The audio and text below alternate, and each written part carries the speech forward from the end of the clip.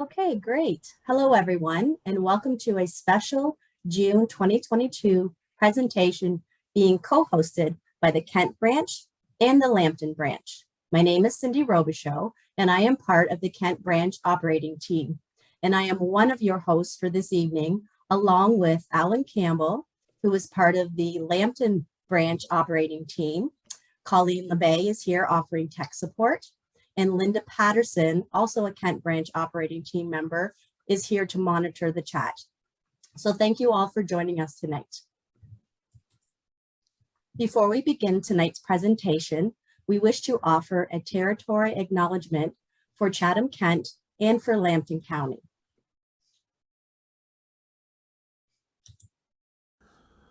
The land on which we gather, learn, and play is the traditional territory of the Attawandaron, Anishinaabe, Haudenosaunee, Lunapawak, and Potawatomi peoples who have long-standing relationships to the land, water, and region of southwestern Ontario. The local First Nations of this area include Chippewa of the Thames First Nation, the Caldwell First Nation, Chippewa of Kettle and Stony Point, Oneida Nation of the Thames, the Delaware Nation at Moraviantown, the Munsee Delaware Nation, and Walpole Island First Nation. Additionally, there is a growing urban Indigenous population who make the cities of southwestern Ontario home. We value the significant historical and contemporary contributions of local and regional First Nations of Turtle Island. And Alan, I believe you have one for Lambton branch. Yes, I do. We are meeting on the traditional territory of the Anishinaabe or Chippewa First Nation. The land now known as Lambton County was part of the Huron Tract purchase transferred to the Crown by the Treaty Number 29 in 1827. The township of Sombra was part of the transfer of land by Treaty Number 7 in 1796. In the spirit of our society's wish to encourage its members to record their family histories, we want to reach out to encourage the Anishinaabe to share their family stories with us. So the history of this land's peoples includes Indigenous people's stories, as well as those of we, the descendants of colonists. Thank you, Alan. So we do have a couple of housekeeping items. This presentation will be recorded, and then it will be available on the Kent Branch YouTube channel and also in the members resource section on the Lambton Branch website. Your microphones and cameras have been shut off, but we welcome your questions for us and for the speaker in the chat box, as you can see below. We hope to enable the microphones at the end of the presentations. Fingers crossed, we're going to work on this so that you'll be able to interact with Claire directly. So let's get started. For anyone joining us for the first time, let us tell you about the Ontario Ancestors. Ontario Ancestors, also known as the Ontario Genealogical Society, is a nonprofit registered charity which was founded in 1961. It is the largest genealogical society in Canada with a mission to encourage, bring together, and assist those interested in the pursuit of family history and to preserve Ontario's genealogical heritage. Be sure to visit the website to learn more about the resources and the support available to assist you in your family history research. The Kent branch is one of those branches. There are over 30 branches and special interest groups all across Ontario. Kent County focuses mainly on Kent County research and general family history. We offer mentoring and education and assistance. We hold monthly presentations such as this one, and we have a fantastic resource library. Our resource library is located inside the Chatham-Kent Public Library on the second floor in Chatham. There are 40 years worth of historical and genealogical resources. We are open to the public Fridays and Saturdays from 1 p.m. till 5 p.m. So we hope you can stop by if you're in Chatham. And we also like to connect with people interested in genealogy and local family history. And here are a few ways which you can do that. Email us, join our Facebook group, or visit our website. Alan? Okay, thanks, Cindy. As noticed, we offer mentoring as well, education, assistance, and educational presentations. We have a quarterly newsletter, and this year we started the practice of doing last Monday of the month drop-in sessions. So to make it, partly because we felt we wanted to have a time where researchers and members could talk to us rather than us talking to them all the time. Our collection is held at the Lambton County Archives, and it's on open shelves, but much of it is sitting in members' resources. So if you're a member of Lambton County, you have access of the Lambton County branch, that is, you have access to those resources, a large number of the ones that are on the shelves, so that you can research easily from a distance. Next. There's the portal at the top, lambton@ogs.on.ca, goes to Jane Teskey, and she sends everything out from it to anybody that needs to know what's come in, whether it's research queries or anything under the sun. We have a Facebook group. We'd love to have people check that out. And our branch website is worth going to, both if you're a member, but even as a non-member, because we have put a lot of things on the landing page that are free to access. So that's worth checking out. Note that I showed this one. This is the one of the clickable links within members' resources, of which there are many, and it relates to the history of the area, from the Beers Lambton book, which is biographies of the people who are willing to pay to have something in print, to the historical atlas. And as you can see, if you read all of the other things, a lot of access to things that have been done about schools and churches, and in some cases just township histories. Next. If you land on our landing page, you'll find we've got some scrapbooks there. Some from genealogy researchers, and we recently placed a couple of scrapbooks are related to retired teachers of Lambton County who were found published in the newspaper. So there's a couple scrapbooks there that are an interesting blast from the past for people that might know some teachers in Lambton County, or have family members who taught in the system that may well have made the news. And next. Okay, thanks, Alan. There's some upcoming events in June, which might be of interest to family historians. Both branches take a break over the summer, but look forward to the information that we'll be posting about the fall presentation and events on both of their websites and Facebook groups. One upcoming event in Chatham is Bridgerama Day 2022 on July 23rd, downtown Chatham. This was originally scheduled on June 25th, but it has been pushed back a month because the bridge is not ready. So the Downtown Chatham BIA is hosting a fun one-day event celebrating the 3rd Street Bridge, which was built in 1856. We will be having an information booth, and we're looking forward to chatting with attendees about all things genealogy. We hope you will come out and visit. And for more information, we'll be posting it on our website, in our Facebook group, and you can always Google the Bridgerama Day 2022 website for more details. This is more information about the drop-in and chat that we have, and great time to talk about Lambton County resources. And we find that sometimes we learn as much from the people that are researching as information that we give them. You just have to sign up once, and then you're automatically signed up for all of them through to November of this year. So you can visit the website, or you can email Jane at lambton@ogs.on.ca. And something I missed in getting into the slide presentation was that during conference, Jane plans to be accessible, and I should have put that information in there. You may wish to contact her and find out what I think she's planning Skype and a few other ways to access her. So if you've got further questions, so apologies for that, but things happen.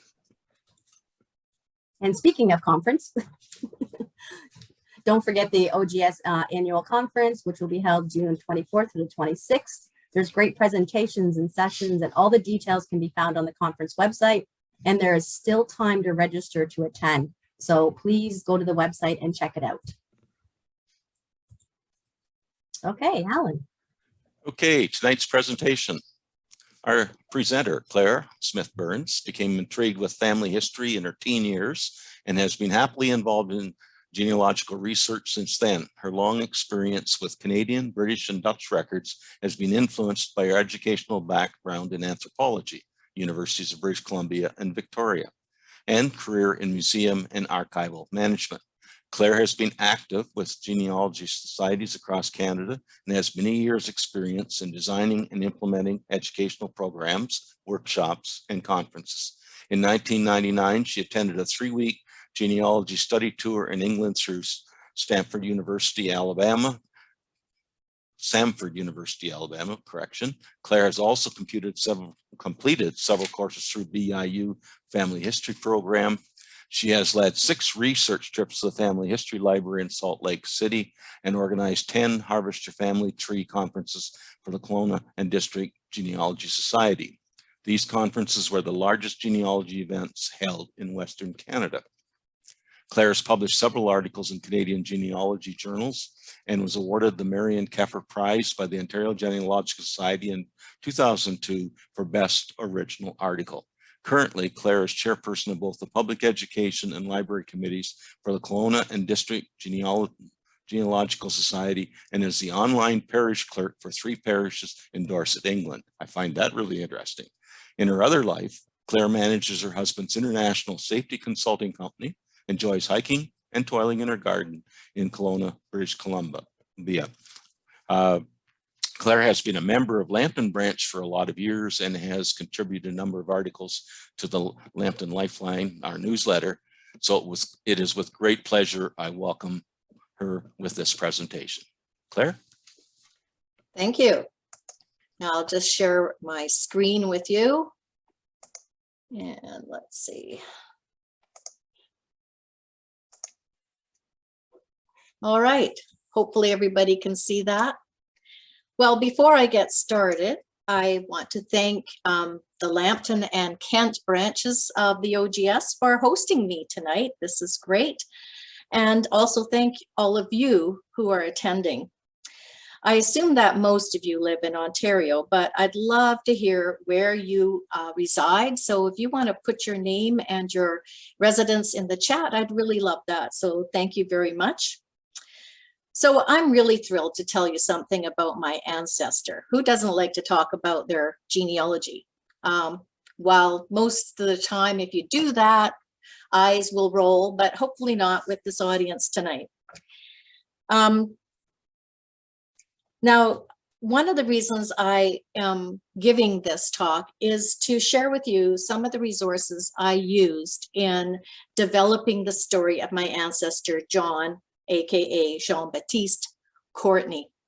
It was early Ontario research, and hopefully some of the strategies I used and some of the collections that I have accessed will be helpful to you.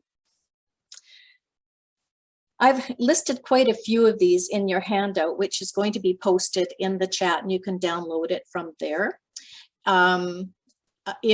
We will probably post it twice for anybody who's coming into this late. So do check the chat and download the handout because there's quite a list of resources in there. So please remind me later in this talk to mention the handout again. So I also invite you to share with me any insights you have on early Ontario records, as I'm certainly not an expert. And of course, I will be most happy to answer any of your questions at the end of this presentation. My email address is on the handout, so if you would like to contact me about Ontario research or about the Courtney family, I'd love to hear from you. It'd be great. So let's get on with this presentation. So Diligence Has Its Rewards, a remarkable discovery regarding my early Lambton and Kent County ancestors. And actually there's a couple remarkable discoveries, but we'll get into that. I want to draw your attention to that horrible photograph of the two ancient Jesuit pear trees. Apparently, John and his wife, Christina, are buried under those pear trees. And this was from the London Free Press. I was really excited to learn that the archives of the London Free Press photographs are at the Western University. I think that's the D.B. Weldon Library. So I contacted them. This photo was published in 1936. Of course, the archives didn't start until, I think it was 1937 or 38. So I just missed out. They do not have a copy of this. I haven't found a better copy anywhere. So if any of you out there have a better copy of those particular two pear trees, I would love to hear from you. Okay, so I'm going to talk about my favorite ancestor, John, who was also known as Jean-Baptiste Courtney. I grew up on stories told by my Nana, Marie Courtney Smith, and she lived from 1901 to 1987, and she loved to regale us about the family. And this inspired me to explore my family history. My favorite story of all the ancestors was the one about John Courtney, who was purported to be one of the first permanent European settlers along the St. Clair River in what is now Moortown, Lambton County, Ontario. When I was a teenager, my great uncle gave me a copy of a newspaper article about the Courtney family written by Isabella C. Finlayson in 1936 and published in the London Free Press. And that's where I found the picture of the two pear trees in that article. Ms. Finlayson wrote about the Courtneys also in around 1915 in a booklet entitled The History of the Village of Moortown. And I think this is available through the Moore Museum website. It's in your handout in any case. And before that, James Mugan, who was also a historian, briefly mentioned John Courtney as 1901 writings. And that's probably the earliest published material I've found by historians that mentioned John Courtney. And many other historians have written about the Courtney family since, but most of their information seems to be based on Miss Finlayson's writings. So what is the story of John Courtney that I find so captivating? Well, the 1936 article by Ms. Finlayson tells it very nicely. So bear with me and I will read you that article. A sailor on one of these fur trading boats occasionally remarked that the locality, present-day Moortown, Lambton, Ontario, would become the paradise of the lakes. It followed that when he quit sailing to become a landowner, he should choose his land on the bank of the St. Clair. This land was situated on what afterwards became Moore Township, Lot 39, riverfront, and a half-mile north of the present village of Moortown. John Courtney was a native of England, where the name has been common since the earliest times. When a child, his parents set sail for Canada, but they both died and were buried at sea, and he was adopted by the captain of the vessel. He grew up to be a saltwater sailor, but later came to sail on the lakes and to acquire the distinction of being the first white settler on the east bank of the St. Clair River. It was in 1798 that he gave up the seafaring life and spent the next few years at Amherstburg. He married a Miss Traxlar of that place, and a daughter, Katie, was born before their coming to the St. Clair. The exact date of their arrival is not known, but their son John was born here, and the record on his tombstone states, born in Moore, 1802. This son John was always known as the first white child born in the township of Moore. From that day forward, one can hardly imagine what isolation and loneliness the couple must have endured, for it was many years before there were other white people established anywhere between the Rapids and Walpole Island. Whatever the hardships the couple had to undergo, evidently they gave their family a Christian upbringing, for from the earliest times we know of them being identified with the church and with church work in connection with the Church of England. The Courtney family consisted of 8 children: Katie, John, Peter, Susan, Adam, Richard, Michael, and Betsy, all of whom grew up and married and lived to a good age, some passing the 70 and 80-year mark. John and Michael were the only ones who lived all their lives in Moore. John Courtney made friends with his Indian neighbors and was able to instruct them in many useful arts, which included a more modern method than their own for rendering oil out of sturgeon. He also lent them his fishing nets. This kindness was repaid in many ways by the Indians. They gave him and his sons a tract of land beginning at the gully of Corunna and running south. This gift was made by means of a map in which Courtney was represented by the picture of a grasshopper. At that time, the gift was not valued highly as land was plentiful, but in after years when the government had taken over the land from the Indians and they, the Courtneys, wished to establish their claim, the sons of John Courtney found that Peter had burnt the map because he, not being a favorite of the Indians, had not received any land. Courtney and all his sons learned the Indian language, which fact assisted greatly in the friendly relations. This pioneer couple were buried on the farm where they had spent so many eventful years. Their resting place is within sight of the river, beneath two ancient pear trees whose fruit and shade had no doubt been a comfort to them during their lifetime. So you can see why I was intrigued by this story. As a teenager, I found it absolutely captivating. So my research mission for over 50 years has been to prove or disprove the details of the Courtney story while discovering more about John Courtney's life. In December 2000, as Alan mentioned, I published an article on my findings in the Lambton Lifeline entitled John Courtney, alias Jean-Baptiste Courtney, Lambton's first European settler, the man emerges from the myth. And I was honored to receive the year 2000 Marion Keffer Award for Best Original Article by the Ontario Genealogical Society. But since then, I have discovered more information. John Courtney and his family lived on the edge of the civilized world. During his lifetime, the land was not fully surveyed or available for sale. Unlike what Ms. Finlayson said in her article, he did not become a landowner. There were no local churches or government, no censuses, no taxes, in short, no official records.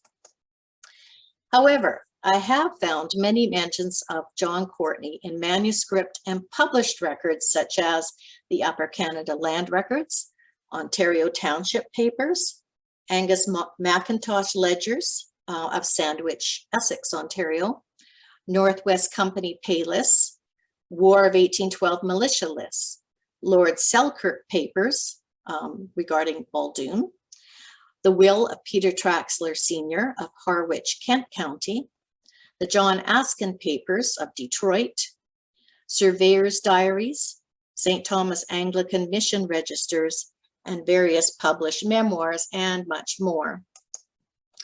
From these records, I learned that John Courtney was also known as Jean-Baptiste or simply Baptiste Courtney. So I was intrigued by the map showing the Courtney lease and why he was depicted as a grasshopper. And this is an example, again, that Alan did mention in his introduction. This was the Sombra Treaty of 1796. So you can see the pictographs that were used as signatures of the various First Nations representatives. Recently, I discovered an article by William Leonhardt in the Sarnia Canadian Observer of 29th of July, 1936, that shed light on this. And the article was entitled Interview with an Aged Indian Man Purported to be 114 Years Old, Peto Gisik of Walpole Island. The interview actually took place 10 years earlier on the 16th of July, 1926, but was published in 1936. And another name for the interviewee was, let's see if I can get this out of my mouth, Chief Peter Wedgeshig. And he was the son of Chief, bigger name still, Bowzejishigwashicum, who was said to give a land lease deed to John Courtney. And this man said the Courtney deed was drawn on buckskin and designated by figures. Courtney, being a tall man, was pictured as a grasshopper. Wow. So now I know that John Courtney was a tall man. This is particularly interesting to me as my dad was 6'4". My great uncle Wallace Courtney was over 6 feet. My Nana, Marie Courtney, was also very tall, about 5'9". My brother is 6'4", and my son is 6'5". And my great-grandfather, George L. Courtney, appeared to be tall in the few family photos I have of him. He does tower over everybody. So I can assume that the tall gene is probably through the Courtney family. Ms. Finlayson also mentioned that the Courtneys were Anglicans or Church of England, and that John Courtney was born in England. Well, is this true? Was he born a Protestant? In 1995, I attended the Ontario Genealogical Society conference that year in Chatham. I had the pleasure of chatting with Amédée Emery, who is a respected expert on the French families of southwestern Ontario. In his opinion, only a person of the Catholic faith would go by Jean-Baptiste. John Sr. and his son John Jr. also both signed a petition to build a Catholic church in Moore in 1829, and I found this in the Ontario Township Papers. John Courtney was said to be a native of England, but was he? Two of his children, Richard and Adam, claim on census records that their father was born in Ireland. Many of his descendants in the sort of first and second generation give their ethnicity as Irish on census records, even though their non-Courtney parent was not Irish. So interesting. Courtney's also a relatively common Irish name. So I'm thinking that John was born in Ireland and he was born to a Catholic family. Unfortunately, I still have no evidence to confirm the story of his parents dying at sea or of young John sailing the Atlantic. But I can verify that he sailed with the Northwest Company for a time. He was based in Detroit from as early as August 1791 and was married to Christina Traxlar, daughter of Peter and Barbara Traxlar of Harwich, Kent, Ontario. Now here I want to just go back to Christina. Years ago, the genie got out of the bottle that Christina's name was Bertha, and that name is on a lot of documents, on a historical plaque that's in Moortown and other things that I see online. And it wasn't. Her name was Christina.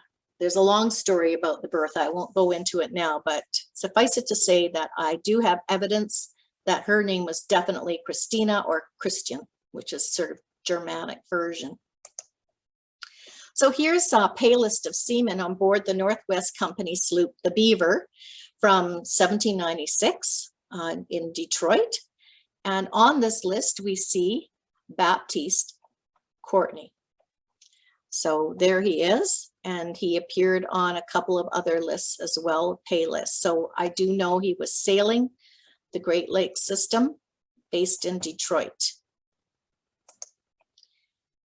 It was also said that the Courtney family had friendly relations with the First Nations people. In 1826, surveyor Malin Burwell wrote, he, Courtney, rents the land from the Indians, paying them £2, 10 shillings per year, and had their goodwill. However, things weren't always so platonic. Alexander MacDonnell, Indian Affairs agent, wrote to Colonel Claus, Deputy Superintendent of Indian Affairs, dated Amherstburg, 18 July, 1822. And he says, I have also to state that the Indians on the River St. Clair complain of the following named persons as encroaching on their land and committing serious depredations, such as breaking down their fences and turning their cattle into their fields, cutting hay and timber, etc., vis-a-vis Baptiste Courtney, Francois Palette, and Baptiste Papineau. These people have all set themselves down above the township of Sombra. Baptiste Courtney, or COURTNEY as it's spelled in the letter, especially sets them all at defiance, telling them that they have no right to the soil. If such conduct can pass off with impunity, have not the Indians great cause to complain? But I will tell you about one of my greatest discoveries, and it starts in Nova Scotia. Another of my fourth great-grandfathers, Honorable Michael Wallace, was the treasurer and acting governor of the colony of Nova Scotia from 1785 to 1830. Unlike John Courtney, there's a mountain of information available on Michael Wallace. The journals of George Ramsay, Lord Dalhousie, who was the lieutenant governor of Nova Scotia, have been published in 3 volumes. They were of particular interest to me as Dalhousie was based in Halifax during the years 1816 to 1820 and would surely have known Michael Wallace. In 1820, Dalhousie was made Governor General of British North America and made his headquarters in Quebec City until 1828. In the index to Dalhousie's journals were indeed several references to my Michael Wallace, and they even references about them partying at the Uniacke's estate and sleeping on the pool table. So very interesting stuff. However, I always make it a habit of checking indexes for all surnames I happen to be researching, even if the chance of finding something is remote. So I checked for Courtney and found one entry, Courtney Mr., pages 82 to 83. So what are the chances that my John Courtney, living in the howling wilderness of southwestern Ontario, will be mentioned in a journal of a man who lived in Nova Scotia and Quebec City? Well, it turned out that after Lord Dalhousie was made Governor General, he decided to make a trip all the way to Lake Superior in the summer of 1821. So on the 29th of July, 1821, he says, "We passed up the River St. Clair about 16 miles. Another dead calm and oppressively hot day, not a breath of air, and myriads of mosquitoes tormenting us from head to foot.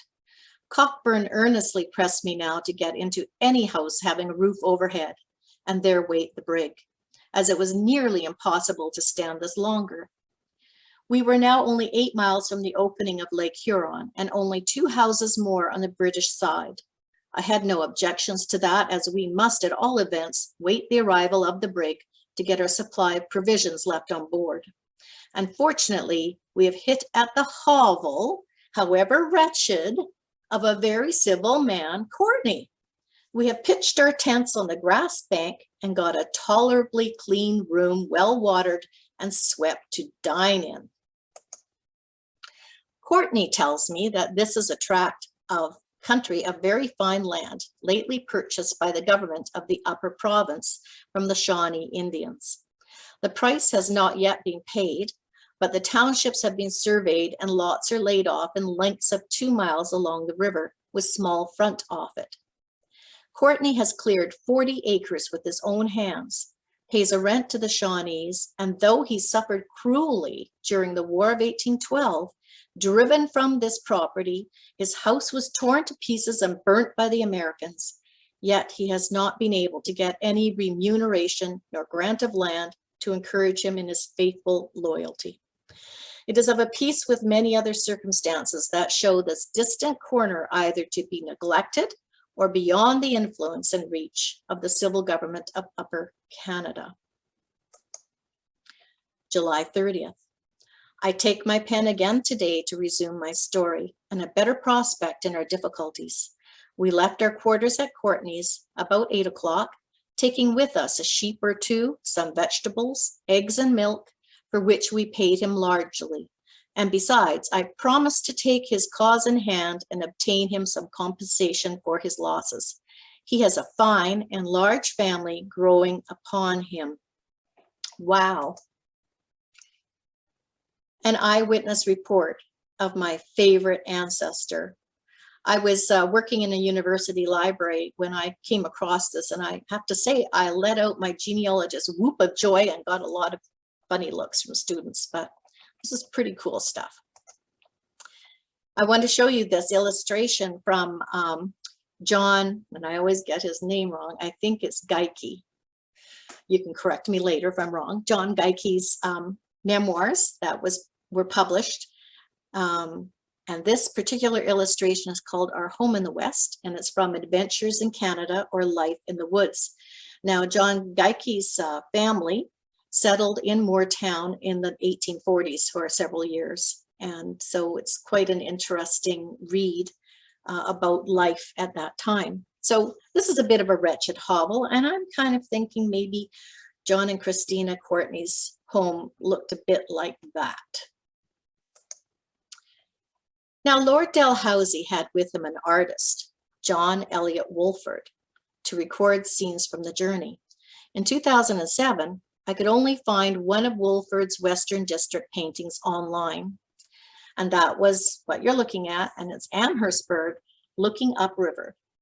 As you know, Amherstburg is a settlement near the mouth of the Detroit River, about 70 miles south of John COURTNEY's homestead, and purportedly where he and Christina Traxlar had married in 1798. And also, apparently, they lived there for some time.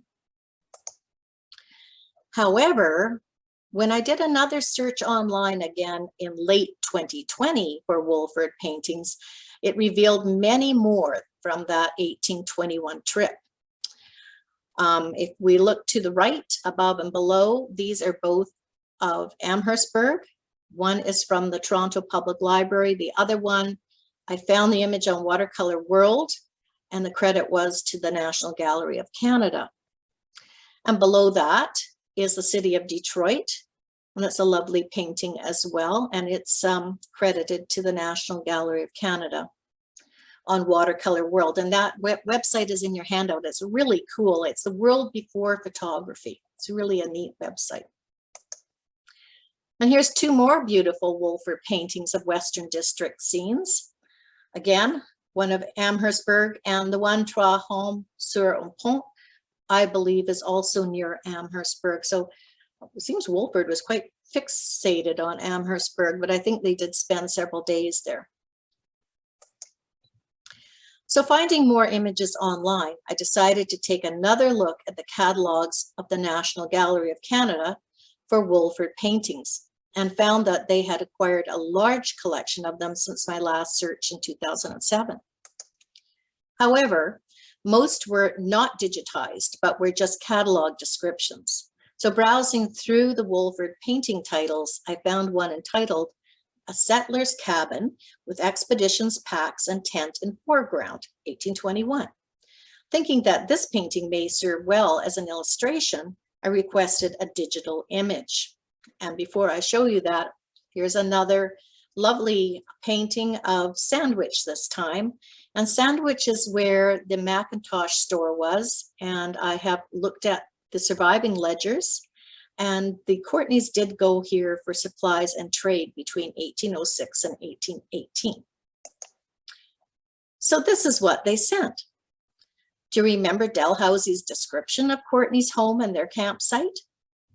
And he did say that it was a wretched hovel. He also said that there was a grassy bank that they pitched their tent on. And you can see a tent there on the extreme left and all the gear. So if you really look carefully, you can see a person seated inside the wretched hovel, right there. Could this be John COURTNEY? Could this be the COURTNEY homestead? I'm not sure, but what I did was I needed to determine if the landscape in this painting could possibly be the location of the COURTNEY homestead on present-day Lot 39, Front Concession Moor. So I reached out to some members of the Lambton County branch of the Ontario Genealogical Society, who then put me in touch with Laurie Mason, the curator of the Moortown Museum. Now, I've only been to Moor once in my life, many years ago. I did look at some of the photographs, I took them, but I didn't really take one looking across the river. So Laurie kindly ventured out on a cold January day to take some photos for me.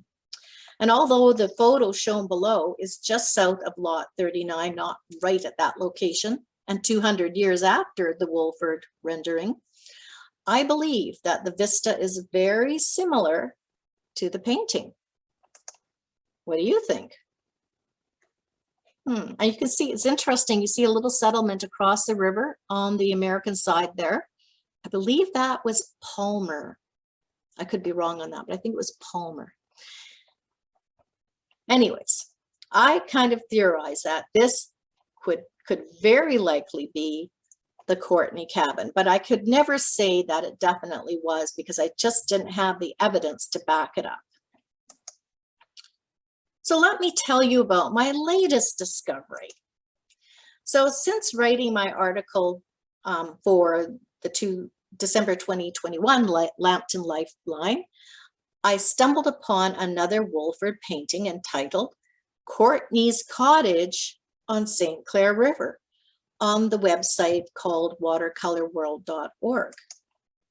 At first, I thought that the National Gallery had now placed the image online after I had paid a hefty royalty to use it in my article, and that they'd taken my word for it because I had some communication back and forth with them that this was the Courtney homestead on the St. Clair River. And I thought, well, that was not very good of them to do that. But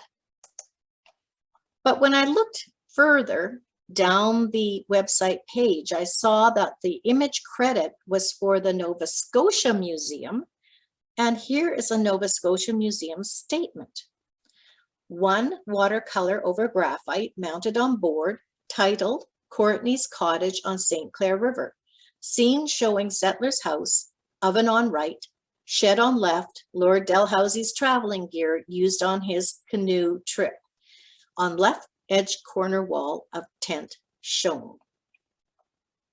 And on the back, written on the back in Wolford's handwriting, Courtney's Cottage on St. Clair River. Wow. Comparing the two, the Nova Scotia Museum painting is a more finished version than the National Gallery of Canada painting. So here it is. This is the Nova Scotia Museum painting. I actually like the National Gallery one better. I think the colors are nicer. Perhaps this one has had some light damage because the colors are almost monochromatic. But you can see the man in here. If you will take a look at the National Gallery copy, and that one is actually kind of unfinished. The man in the cottage is only sketched out and not colored in. And also some areas behind the fence are just blank and not colored in. There's also a deer carcass hanging over the shed by the river, which is not in this rendering of the painting. So it's kind of interesting. And the roof line, the pitch of the roof is slightly different on the Wretched Hovel than it is on the National Gallery copy of the painting. So let's take another look at the National Gallery painting. There it is. So you can see that the man is just white, no color at all. And there is the deer carcass over the shed. The cooking pot is a little smaller in this. And behind here, it's just white. It's not blue, hasn't been painted in. Little, a few subtle differences. So let's go back to the Nova Scotia one. So there it is. So that was pretty exciting. My theory is now confirmed. So let's talk about the Courtney homestead. Certainly the buildings in Wolford's 1821 paintings do look to be in a state of disrepair, but it must be remembered that the Courtneys were rebuilding from the catastrophic destruction of their homestead during the War of 1812. However, 5 years after Dalhousie's visit in 1826, surveyor Malin Burwell reported that he, John COURTNEY, was encouraged by the Indians to settle. He paid them £2, 10 shillings per annum in rent. They have improved 40 acres, live in a frame house 36 by 24, and have a frame barn 50 by 30 and 70 apple trees. So this sounds like an improvement already. There's also an interesting description of the Courtney homestead by Freeman Talbot, who worked on Roswell Mount's land survey of 1829. And this is published in the Ontario Historical Society Papers and Records in volume OLIX, what is that? 90, I think, 1967. The Courtneys lived in a large frame house, had an extensive farm for that day, a good garden, peach and apple trees in full bearing, and seemed quite as comfortable as they were unquestionably hospitable. So now they're in a frame house, unlike a log cabin. So things have come along since 1821. So it's no longer a wretched hovel, I don't think. So Mount's 1829 survey found that John Courtney had cleared 68 acres of land and was one of the earliest settlers in the area. From the evidence found in the survey records and land petitions, it appears that John Courtney had been improving this land since at least 1798, and I found evidence that it could be even earlier than that. So on the right here is, on the top again, not a great photo, but it is the home built by Adam Courtney, who was the son of John Courtney Jr. And Adam and John are my direct ancestors. And it said that this house, which was last owned by the Simpson family, I believe, and now is destroyed, incorporated some of the original Courtney cabin. And below is a log cabin built by John and Christina Courtney's son, Michael. And it's on the grounds of the Moortown Museum and is quite nicely preserved. So I'm really pleased about that. I mentioned the store ledger of Angus McIntosh, and it does shed some light on the household. As I said, Angus McIntosh had his trading post in Sandwich and records the purchases and sales of Baptiste Courtney between 1806 and 1818. Note that there were earlier purchases, as the first entry in 1806 states to and by amount transferred from BB Folio. And I believe there are further purchases because it also does say that the folio continues, but this is all that survives in this collection at the Library and Archives Canada. The Courtneys visited the store more frequently in the early years, about 2 to 3 times annually, making several purchases there, but there's no entries for the year 1808, 1812, 1814 to 1817, and then only one in July 1818 when Christina purchased 11 pounds of wool. Some of the interesting items purchased were sewing supplies, striped cotton, linen, printed cotton, Russia shirting, lots of different buttons, green ribbon, ratteen, chintz, blue cloth, flannel, blue nankin, yellow cotton, wool, cambric, lots of thread, also a ball of cotton wick, which I assume was used for candle making, and paper pins. I'm not too sure what paper pins are, but I'll put it with sewing. Food supplies included mustard and nutmeg, pepper, green tea, and just tea. Clothing, 1 hat, 3 shawls at various times, 1 bandana, and 1 small black silk handkerchief. So not too much in the way of clothing, more accessories. Household goods, 1 horn comb, 1 teacup, 3 blue painted cups and saucers in July 1807. I think that must have been a nice luxury purchase. 1 china bowl and an Egyptian teapot. Tools, a whipsaw file, small rasp, shingle nails, pocket knife, and recreational supplies, whiskey, rum, white wine, and tobacco.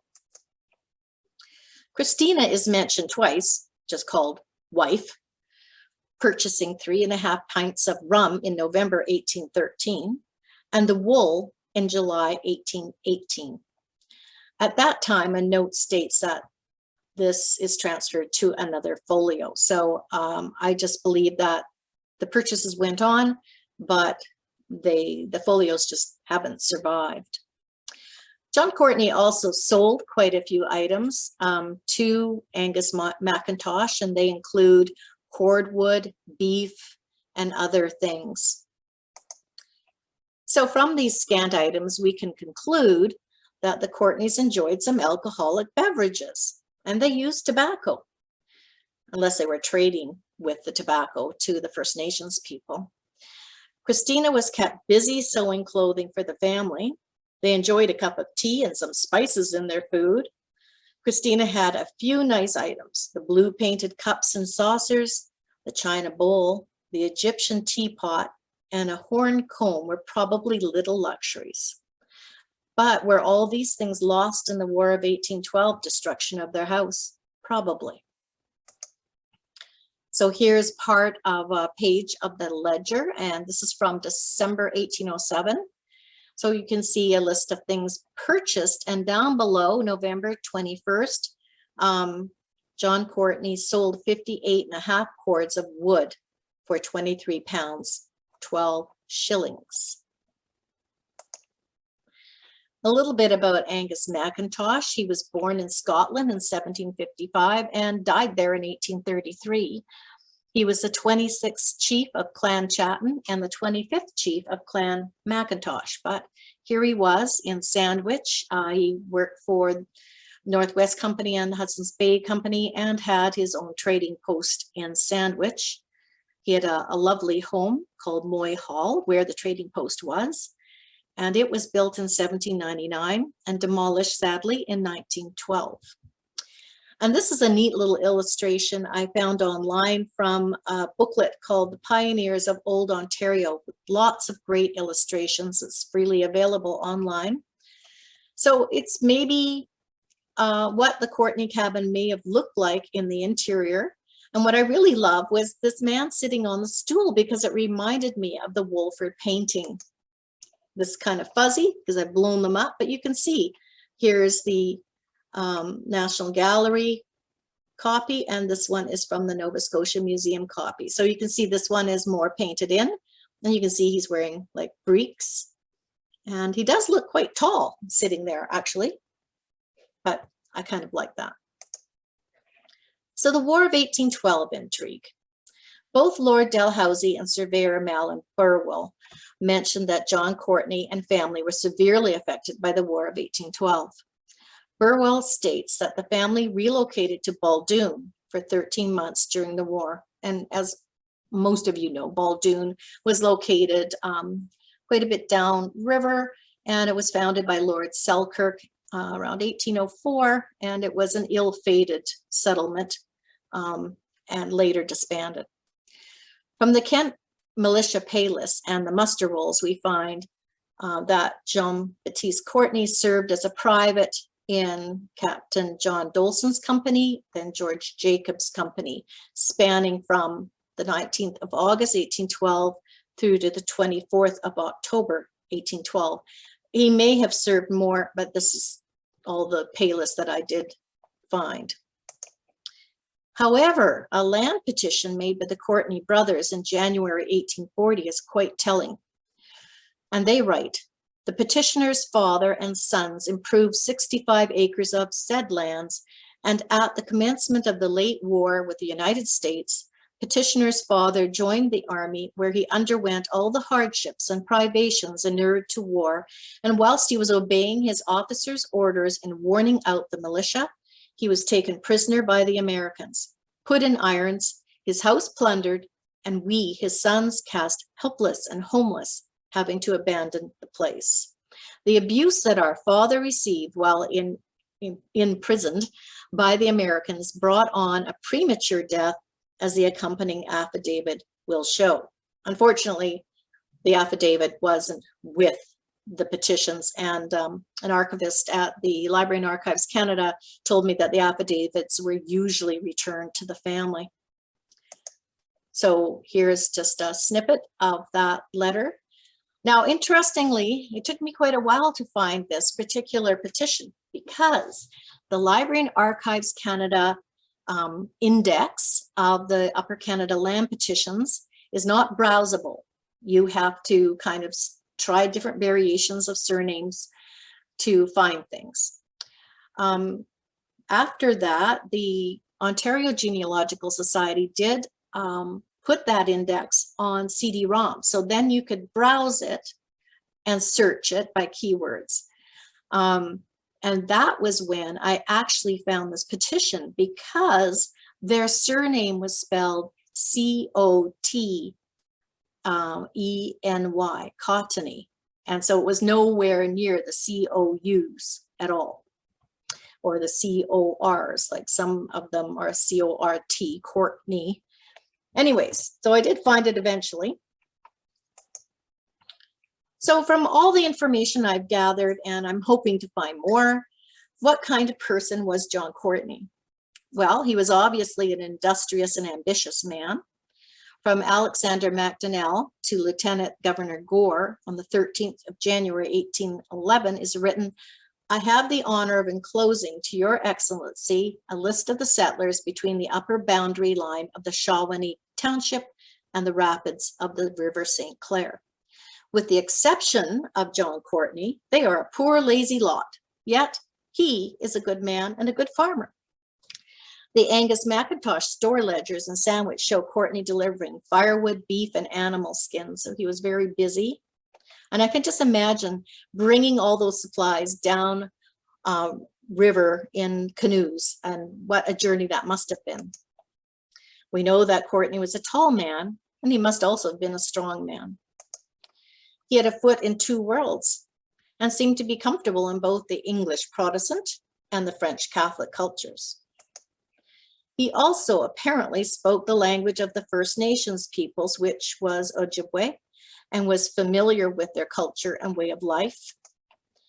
And he seemed also to have been well-spoken, because Lord Dalhousie remarked that he was a very civil man. However, he was likely illiterate, as he signed his name with an X on an 1804 receipt, but he does also appear to have signed the 1829 petition to build a Catholic church in Moore, whereas his son, John Jr., signed with an X, and it's designated X, his mark. I'll show you. Here's the receipt where you can see Baptiste Courtney, his mark, X. And here is the petition. So on top we have John Courtney Jr., his mark, X. And at the bottom is John Courtney Sr., and no indication that he signed with an X. He may have, but there's no indication there. So now I need to nail down John Courtney's lifespan. For his birth, well, I'm estimating the date through the following facts. 1, he appears in John Askin's Detroit Fire Readiness Report of August 1791. So we can assume he was an adult, at least 18 years old. He served as a seaman for the Northwest Company from at least October 1796. And he supposedly married in 1798, but was likely at least age 25. I'd say probably older, because he's had quite a life before that. According to his sons, he died prematurely of injuries suffered while being held prisoner during the War of 1812. So was not very elderly at the time of his death, which was circa 1833. Therefore, I have estimated his birth at about 1770. Now, his death is a little bit easier to narrow down. Surveyor Roswell Mount mentions staying at his house on 8th of October, 1829. He also mentions him in a letter to the Surveyor General on the 30th of January, 1830. But this was written from Mount's home, so he may not have known if John had passed away in the interim. A list of squatters compiled by and sent to the Surveyor General's office on the 20th of August, 1833, shows John Courtney Sr. on lot 39 with 68 acres cleared. But the actual survey was done earlier, possibly by Mount. The first mention of John Courtney being deceased is in the land petition written by his son Richard on the 13th of July, 1833.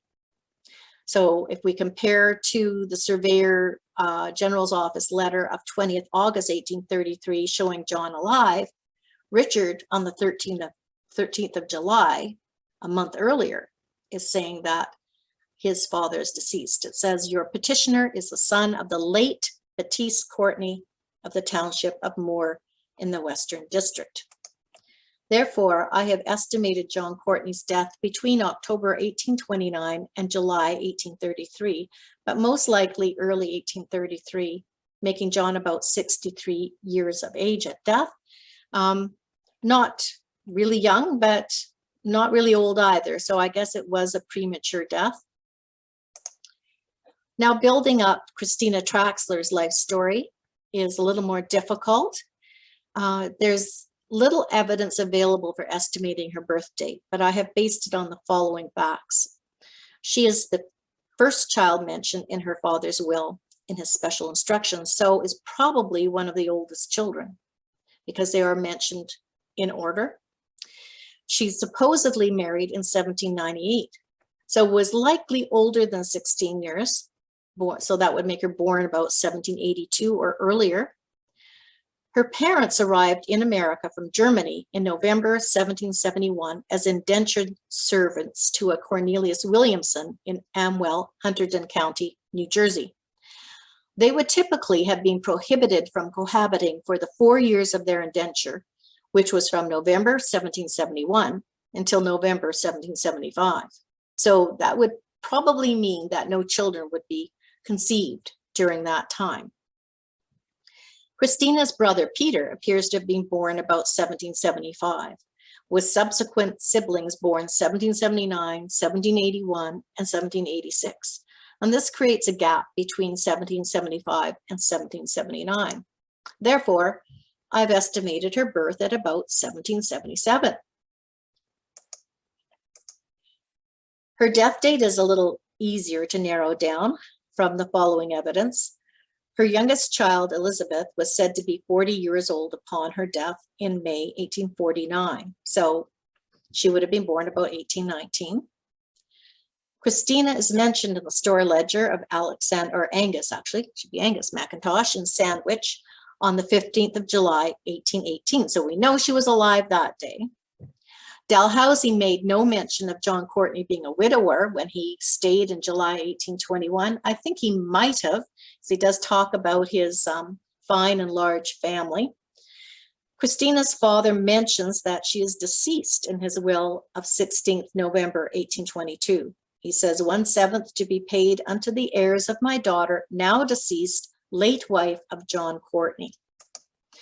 Therefore, I have estimated Christina Traxlar Courtney's death between 1819 and November 1822, likely sometime in 1822, as her death may have prompted her father, Peter, to write his will. This would have made her at about age 45 at death. So how about their children? Ms. Finlayson lists the following children: Katie, John, Peter, Susan, Adam, Richard, Michael, and Betsy, and that only John and Michael stayed in Moore. My research has found nothing on Katie, but we can assume that she married and perhaps raised a family, likely in Kent County or across the river in Michigan. However, the 1840 land petition of the Courtney brothers reveals another son, James. As the brothers signed in order of age, I assume that James was the youngest son, likely born between 1816 and 1819.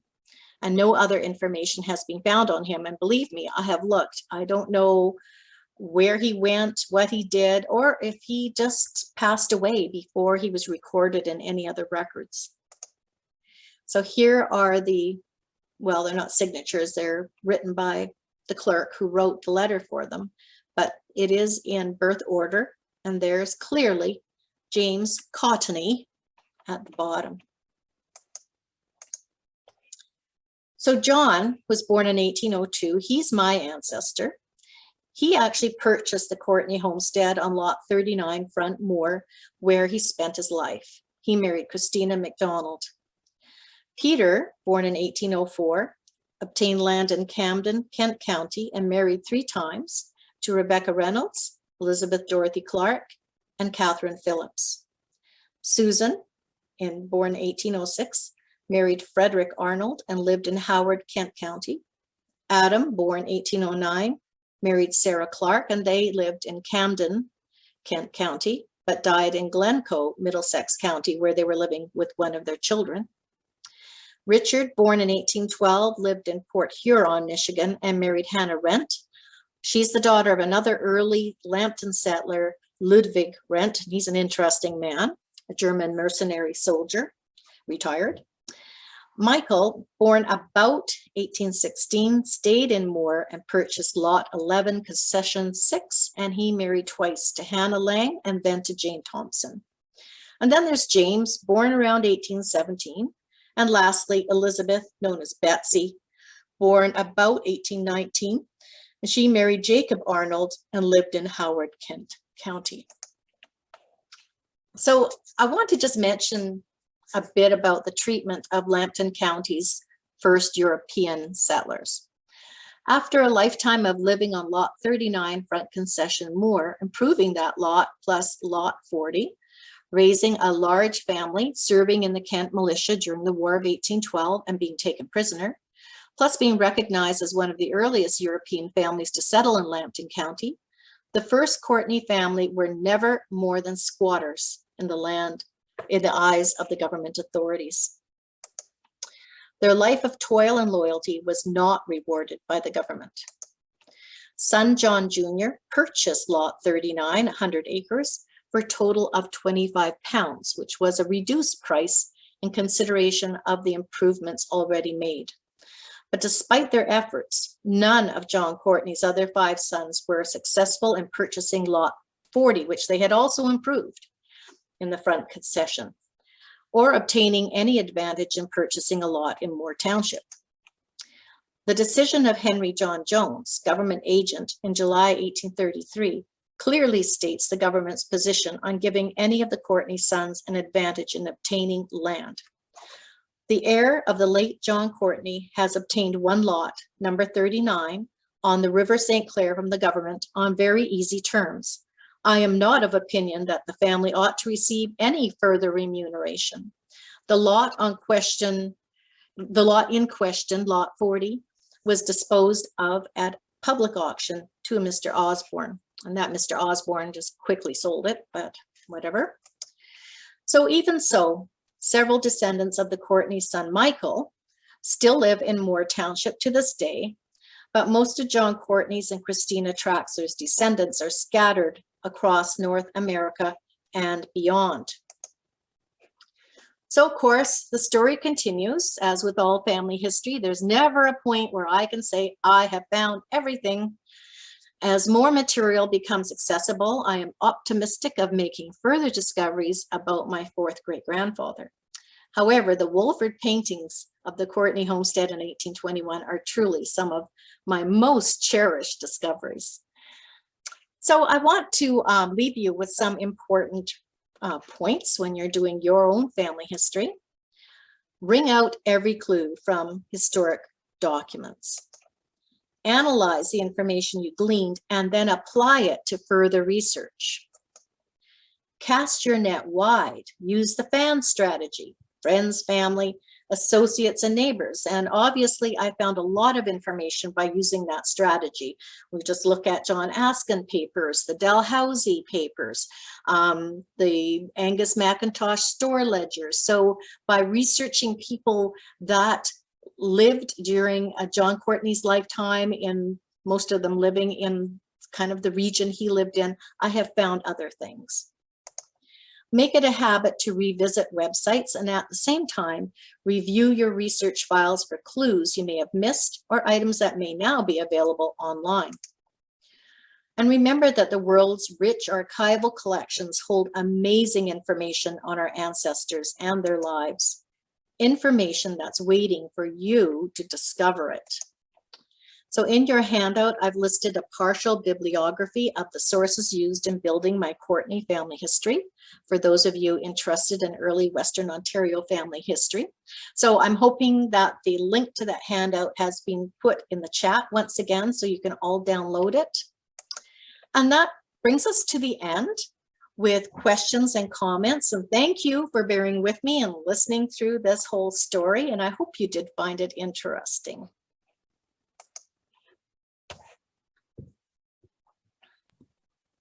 That was wonderful. It was so good. Are you able to see the chat at all, Claire? Yes, I can see the chat. Well, when you asked the question about where were people from, all over the place. They're from everywhere, California and Wow. Michigan, California again. Some out from your neck of the woods. Well, I wonder if there's any Courtney descendants out there. There was a couple that said they were Traxlars too, of course, as well. And I hardly touched on Christina's story. I mean, that's a whole nother story. So absolutely. Yeah. And then we had somebody say, you know, great researching, great detective work. They put the link in when you were talking about that paper pen. It was actually Sandra. So I think maybe you might know her. I don't know. She put a link into more information about what the paper pins might be. Oh, okay, good. And I guess we are, I'm from Boston. Yes, I am a Courtney descendant. So that's Alexandra. I can't see all of her name. So we have figured out that we do have the ability, if people want to turn on their microphones, or if they want to turn on their cameras to ask you a question, they just have to go to the bottom of their screen where the taskbar is, and they can turn on their video and they can turn on their microphone. And if they go to the bottom of the taskbar, there's a little icon that says reactions. If they click on it, I think there's a hand that they can raise their hand so that it's in some sort of orderly fashion. But feel free, if people want to turn their camera on, go ahead. And if you have a question, you can either tap it and type it in the chat, or raise your hand and we'll have you unmute so you can talk directly to Claire. So maybe, Cindy, we should start with some of the questions in the chat. Absolutely. And so did you want to go through those and ask them? And then I will hopefully be able to give some answers. Sure. So Linda's actually joined us as well. Linda, do you see any questions in the chat? I see lots of comments and lots of great comments. I didn't really see any questions per se, but if you come across one. Oh, okay. Well, maybe there's some people have questions now. I'd love to hear from you. So or I see that suggestions. I see that Lori has her hand up. Lori, feel free to unmute yourself if you want and turn your camera on. It won't let me. There you are. Oh, but Can I you can see me? Okay. Sorry. Can you hear me and see me? Yeah, I can hear you. Oh. So I just had wondered, so Claire, you and I would be fourth cousins off the Traxlar side. Cool. Yeah, and I had always just had wondered I'm also a Baldoon McDougall. So I had always wondered what had brought my Traxlar to meet up with my McDougall. And I just wonder if the Courtneys would have been coming off Laughlin in that 1812 time frame, you know, his son meeting up with a Traxlar from Sandwich, where my relative was from. Do you think that could have possibly been a reason, was like the Courtneys being in that same area? Well, we do know that they spent, they said 13 months, I believe, somewhere during the War of 1812. I'm not exactly sure when their house was burnt down, because it was at that point that they had to flee. And they apparently fled to Baldoon. So that's down in that area more. And then, of course, Christina had a family in Kent. Her parents were, I think, both still alive at that time. They were in Harwich. So they would have been in that area. They did frequent the trading post in Sandwich. So probably that could be, I mean, it's hard to say how people meet up, and I'm sure people do though. And I think, you know, the population wasn't huge at that time. People kind of knew each other. Yeah. So, and, okay. You know, it could have been even like there was a Church of England in Sandwich. Right. So, you know, there were churches down, like if we're looking at Essex and Kent, it was much more settled and a lot bigger population than Lambton at that time. Lambton was pretty much just some squatters, really. Nobody owned land at that time. Correct. Yeah. Okay. So, yeah, well, well, that's cool. You're already a family tree, and I did not know that. Yeah. Okay, so I want to tell you, Lori, there's a whole bunch of really incorrect information online about the Traxlars. Like there's just so much. It just drives me absolutely batty. But So just be careful, you know, just do your due diligence. Don't just believe everything you see online, especially on the ancestry trees and that kind of thing. Lots Correct. of, yeah. Yes. Well, thank you. It's nice to meet you. Yeah, you do. And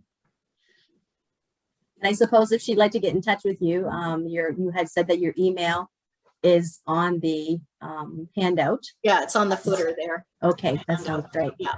Thank So, Sorry, you. I had a Feel free. photobomber. Okay, Lori, can I get you to put your hand down if you can? And if somebody else wants to go next, if they have any questions?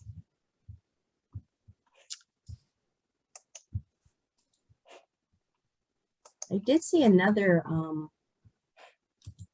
Traxlar name, Ida Ooh, Traxlar. Ida. Hmm, Okay. Interesting. Another cousin or perhaps. married to a cousin. Linda, are there any questions? Was everybody asleep? Hopefully I didn't bore everybody. It's a long story. No, I think you did fantastic. And I know I mentioned to you that we have quite a bit of Courtney information and actually Traxlar information in our Kent branch collection. So if people are interested in a little bit more, maybe they should, send us an email or they could pop by. So You we know have what? another- Go ahead. Sorry, Cindy.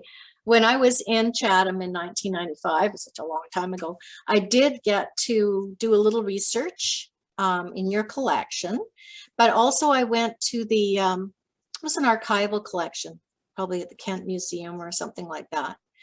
And there was a store ledger, again, another store ledger, I think it's a Dolson store. And I copied out, I didn't have much time at all, and I just sort of hand copied out a couple of entries for the Traxlar family. I think they bought some shoes for their kids and that kind of thing.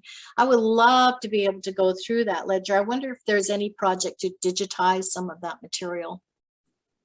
Well, it's funny you mentioned that. We have a wonderful partnership with the museum to the point where they have been allowing us to digitize material. We did do some really early ledgers.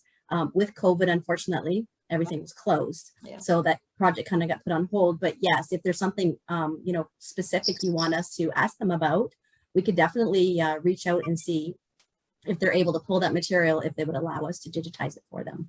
That's great. I'll have Yeah. to dig up I have all my research notes, so I just have to pull that particular one and get the exact reference.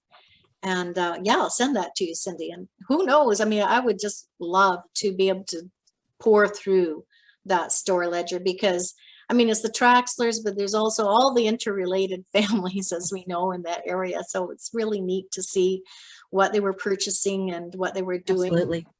I know in the John Askin registers, he does mention Peter Traxlar. And Peter Traxlar apparently had some little store up there on the Thames River. And anyways, he mentions something about having a sore hand. So these little tidbits, they put that flesh on the bones of your ancestors. And I just love finding these things, like that little reference to Courtney being tall. Makes complete sense to me, but I didn't know that before.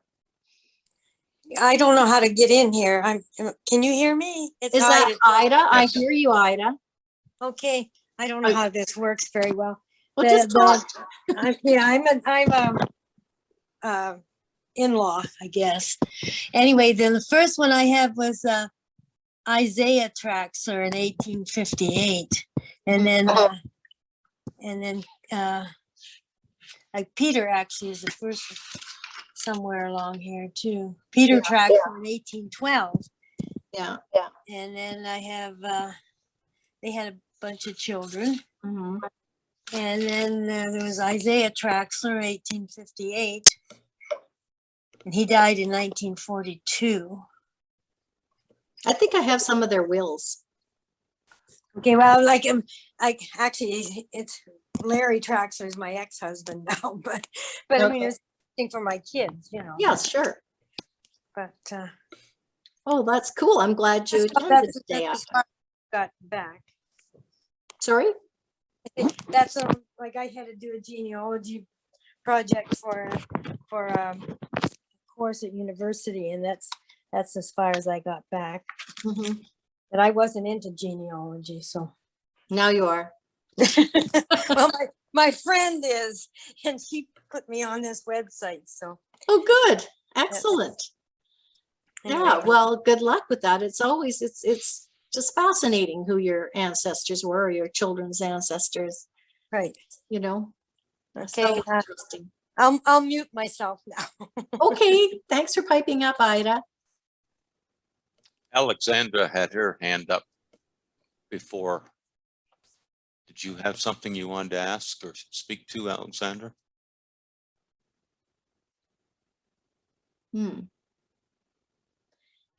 Is that an Alexandra who is a distant cousin of mine? Stalker, last name? Yes. Yes. Okay. Alexandra, you live in the States, but where are you? Are you gone? I'm glad you attended anyway. Okay. Lots of great comments in the chat box. So just so you know, I did save the chat. So hopefully thank I you. will email it to you so you have, you know, all the comments and where people are joining us from. And I don't see any other questions. Alan, did you happen to see any questions? Like lots of comments, like just fantastic. Someone's been working on their Traxlar for 30 years. Very interesting. I learned a lot in this presentation, rich collection of resources, things I would never thought of accessing. Yeah, great comments. Oh, I'm glad. I Okay, mean, that's part of why I want to do this. I want to share what I've learned with you, because I'm so excited about finding this stuff, and I want you to have the same experience. Elizabeth has her hand up. Right, yes, hi, it's Elizabeth. Hi. I was just wanting to say I appreciate the discussion so much, and also your focus on the artwork. The watercolor was amazing, because that is, of course, we have an artist in our family history, and it amazes me that it's personal for her. It was a personal record of her home back in the 1840s in that sense. And it's our old house and things like that. So I wanted to share that. I also was interested because I saw a familiar name when you said, or it was connected, I guess, on the periphery, Frederick Arnold. Yes. And I quickly went to our Facebook page, and Matthew Arnold is connecting to us as a member, as well as Rachel Sear. And I guess Matthew is or Frederick is the 6th great grandfather to Matthew. So we will be uploading this to have our members revisit, because I didn't see him connecting today, and I wanted to make sure. Oh, good. I'm glad. I know people are busy. It's hard to do everything. So it's nice that you got this, you know, on your members. I guess it's your members only part of the website, right? So yeah, we do the same here in Kelowna. We have quite a few recordings for our members to listen to and enjoy. So, well, that's really cool. I'm glad there's some cousins here.